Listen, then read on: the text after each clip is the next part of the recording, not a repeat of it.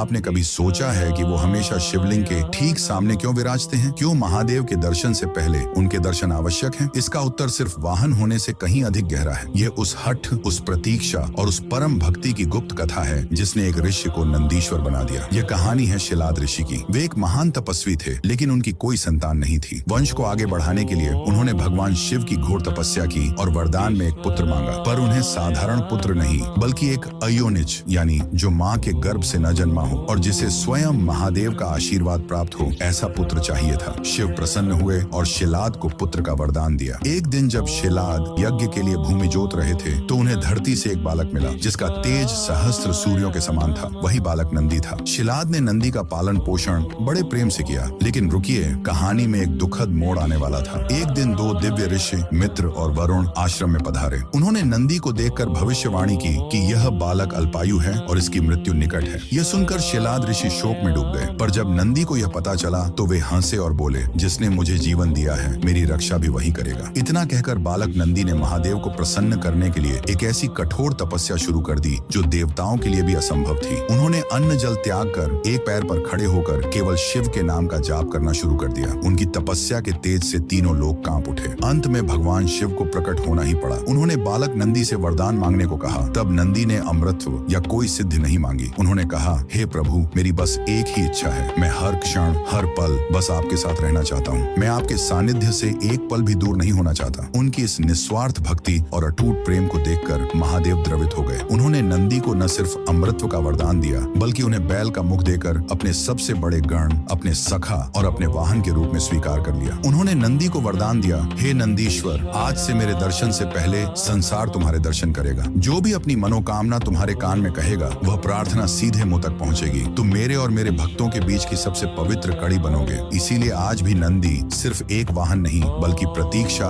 धैर्य और निस्वार्थ भक्ति के प्रतीक हैं, जो हमें सिखाते हैं कि ईश्वर तक पहुंचने का मार्ग केवल समर्पण से ही मिलता है। महादेव के इस परम भक्त के लिए कमेंट्स में ओम नंदीश्वराय नमः अवश्य लिखें।